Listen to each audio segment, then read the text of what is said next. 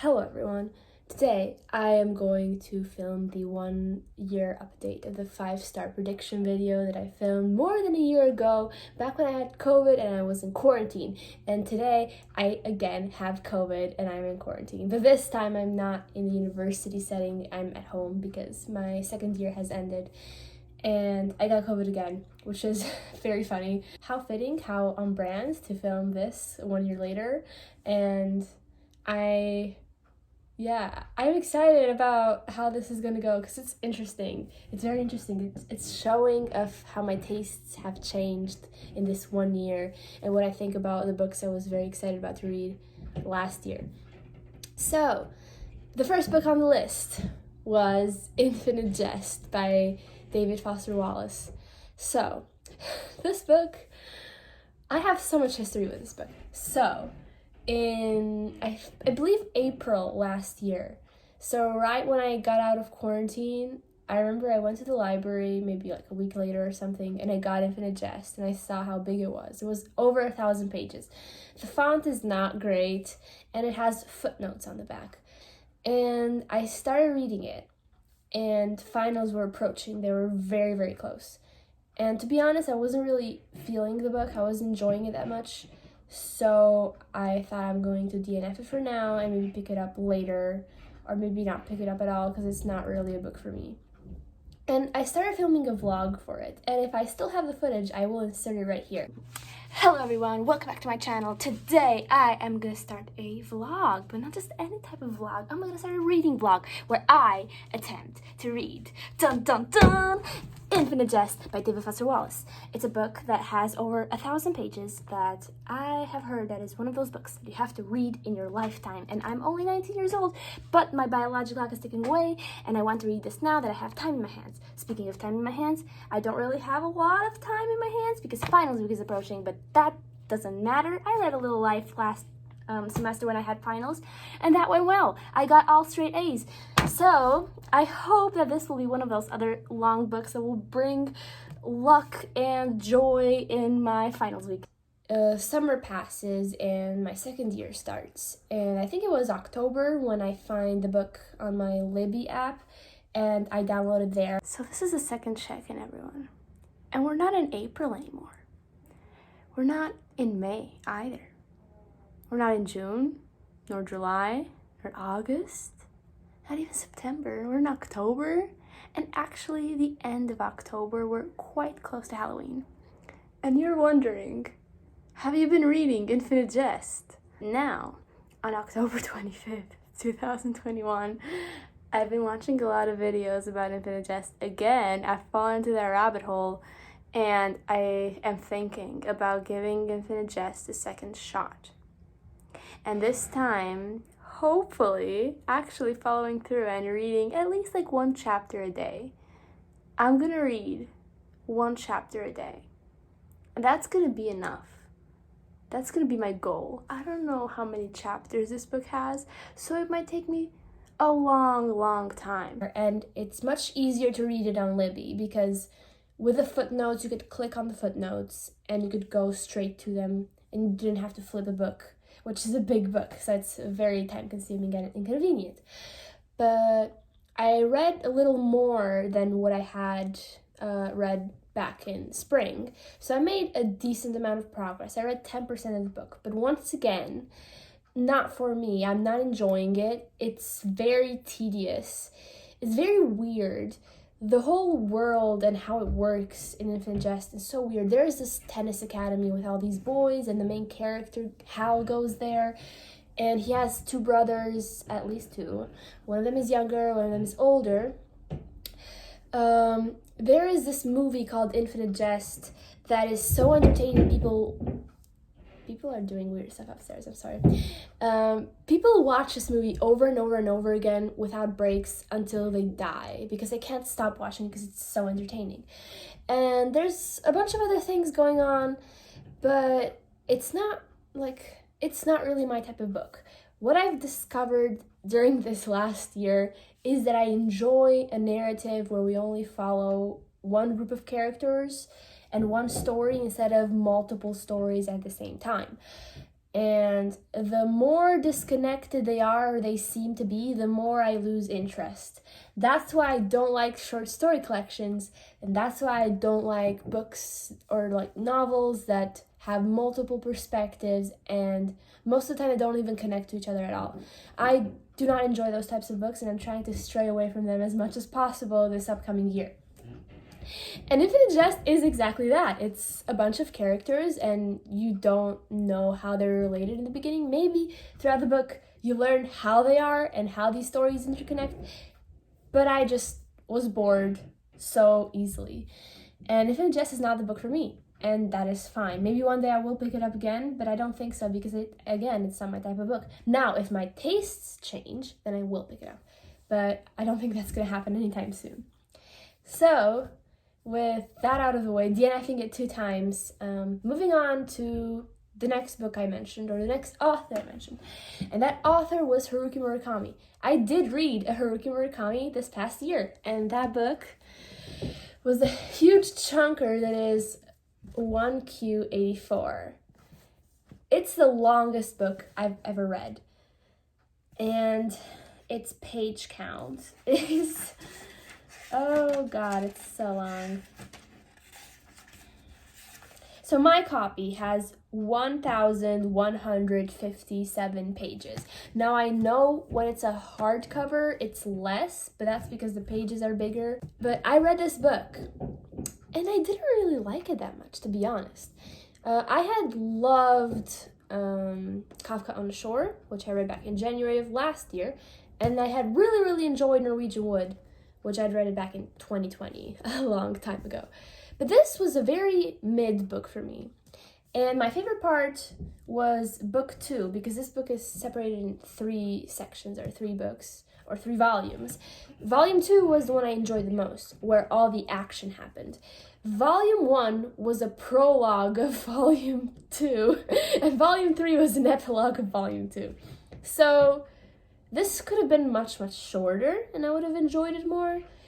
And yet, I don't think that the story overall, if it had been shorter, would have been my favorite by Haruki Murakami, because Kafka on the Shore is my favorite that I've read by him so far. I've only read 3 books by him so far, but not my favorite. It's about a woman and a man. And again, oh my god, another reason why I didn't like this book is because there's 2 narratives, and they don't interconnect much until the very end. Now, Kafka on the Shore also has 2 narratives, and they don't interconnect much until the end. But they're both very interesting, and here, they're not the most interesting. And that's the problem. If there are more than 1 narratives, they need to be interesting. They need to be compelling in their own way so that I can care about both of them. And I wouldn't recommend starting with this book if you want to get into Haruki Murakami. Especially because it's so long, but also because I don't think it's his best, but it is considered by some people that it is his masterpiece, but I don't agree with that. Now, I do have another book by Haruki Murakami, which I mentioned in that video, and I have not read this book yet, but I am planning to read it sometime in the upcoming year, maybe next year, depends on when I will be in the mood for this book, and that is The Wind-Up Bird Chronicle by Haruki Murakami again. This is another one of those books that it is considered his masterpiece, and I am very excited about this one. I don't know much about it, but I honestly don't need to. I think Haruki Murakami books are better if you go into them blind and not know anything at all, and just, oh, a bird came very close to my window. Interesting, because this is The Wind-Up Bird Chronicle. Maybe this is the time that I should read this soon. I'm very excited about this one. I really hope it is 5 stars like Kafka on the Shore, because I haven't really had a 5-star, like a solid one that I've been obsessed with in a really long time. Moving on for that, the next book, or triangle of books, was The Little Life, The Great Believers, and Jude the Obscure triangle. Very weird, I know. Now, I have decided that I don't want to read The Great Believers anymore, because I have heard some not so great things about it from certain literary bookish podcasts that I listen to. But I do still want to read Jude the Obscure, and I bought this for, I think, $1.50 because there was this sale on thrift books.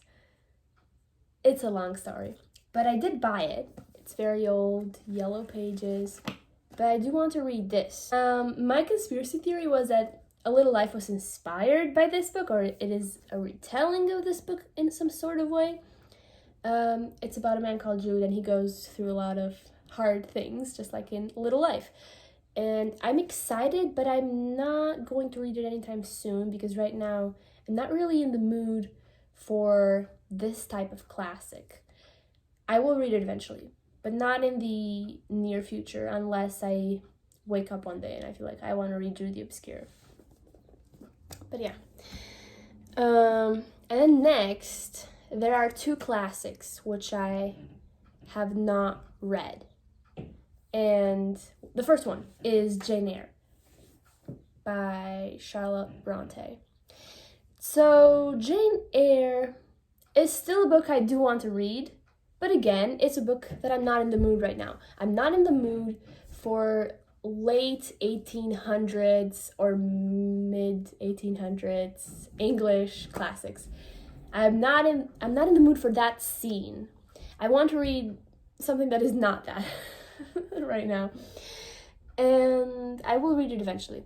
And then the next classic I had is The Connecticut Yankee in King Arthur's Court by Mark Twain. Now, if I were to read one of these classics first, I think this one would be the one I would read first because it does sound like more interesting than Jane Eyre because it's comedy and I love comedy. I love satire in books, dark humor, anything like that.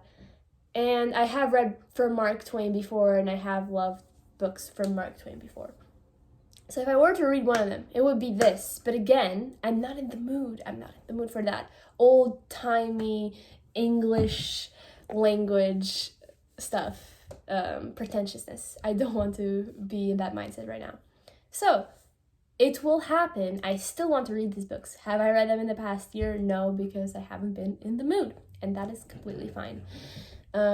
Next, there is a book I have read. Thank God. And that book is The Knife of Never Letting Go by Patrick Ness.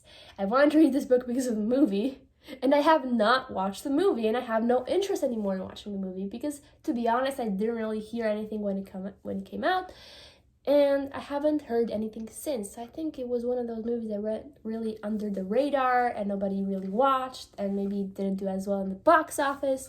Or didn't even go to the cinema at all? Was it just a streaming service movie? I don't know. I don't know what happened, and I don't care anymore, to be honest. Because the story itself in the book was not that interesting. And I never continued with the series because, to be honest, the book was not that great. I do want to read more from Patrick Ness, but this series was not it. I did not like this book. I found it very boring. The first book was very long for no reason. It could have been much, much shorter, in my opinion.